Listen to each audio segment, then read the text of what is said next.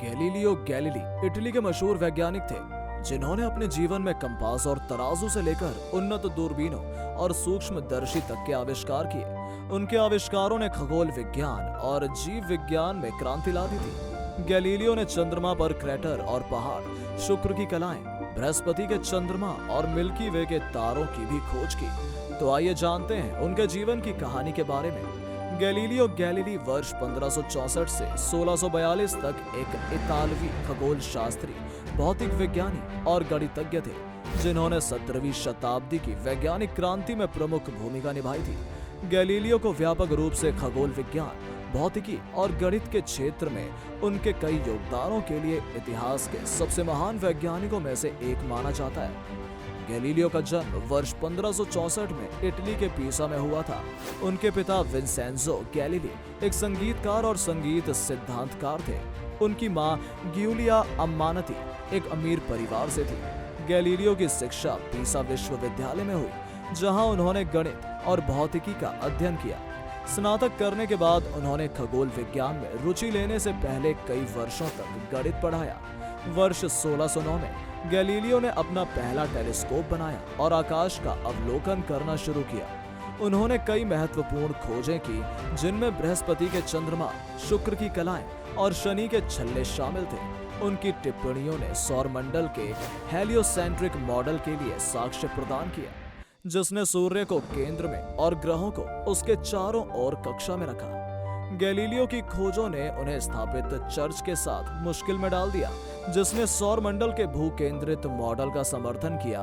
वर्ष 1632 में उन्होंने Dialogue Concerning the Two Chief World Systems नामक एक पुस्तक प्रकाशित की, जिसमें हेलियोसेंट्रिक मॉडल के लिए तर्क प्रस्तुत किए गए थे। इस पुस्तक को चर्च के अधिकार के लिए सीधी चुनौती के रूप में देखा गया और गैलीलियो को विधर्म के लिए परीक्षण पर रखा गया। उन्हें अपनी मान्यताओं को त्यागने के लिए मजबूर किया गया और अपने बचे हुए जीवन को घर में नजरबंद करके बिताने को कहा गया। गैलीलियो के द्वारा प्रतिपादित सिद्धांतों से धार्मिक मान्यताओं का खंडन होता था, जिसके लिए गैलीलियो को ईश्वरीय मान्यताओं से छेड़छाड़ करने के लिए सारी उम्र कारावास की सजा भी सुनाई गई थी। इस झटके के बावजूद गैलीलियो ने काम करना और विज्ञान में योगदान देना जारी रखा। उन्होंने पिंडों के गिरने का नियम विकसित किया, जिसमें कहा गया है कि सभी वस्तुएं अपने वजन की परवाह किए बिना समान दर से गिरती हैं। उन्होंने दूरबीन और सूक्ष्मदर्शी के सिद्धांत की खोज सहित प्रकाशिकी के क्षेत्र में भी महत्वपूर्ण योगदान दिया। गैलीलियो के द्वारा दिए गए विचार ने उस समय मनुष्य के चिंतन की दिशा को नए रूप में स्वीकारने को विवश कर दिया। सामाजिक और धार्मिक प्रताड़ना के चलते पहले से परिपूर्ण मान्यताओं और विश्वासों के विपरीत प्रतिपादित सिद्धांतों के साथ वे अधिक दिन तक खड़े नहीं रह सके।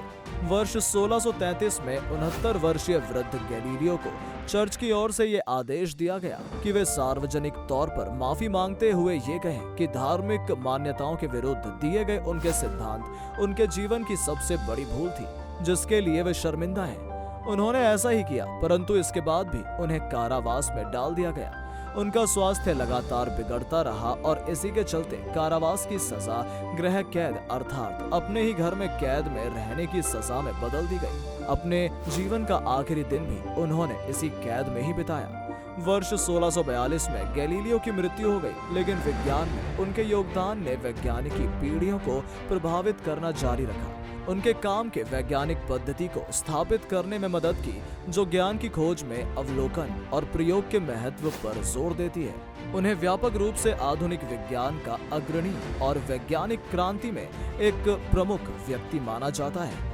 वर्ष 1609 में दूरबीन के निर्माण और खगोलीय पिंडों के प्रेक्षण की घटना के 400 सालों बाद 400वीं जयंती के रूप में वर्ष 2009 को अंतर्राष्ट्रीय खगोलिकी वर्ष के रूप में मनाकर इस महान वैज्ञानिक को श्रद्धांजलि अर्पित कर अपनी भूल का प्रायश्चित्य करने का प्रयास किया। आज हम नमन करते हैं ऐसे महान वैज्ञानिक को, जिसने अपने जीवन को आधुनिक बनाने के लिए खुद को त्याग दिया। उन्होंने अपने हौसलों को कभी कम नहीं होने दिया और लगातार जीवन में आगे बढ़ते रहने की प्रेरणा को प्रतिपादित किया। तो अब दोस्तों मिलते हैं अगली वीडियो में। वीडियो पसंद आया तो इसे लाइक और शेयर जरूर करें और अपने इस हिस्ट्री चैनल को सब्सक्राइब जरूर करें। धन्यवाद।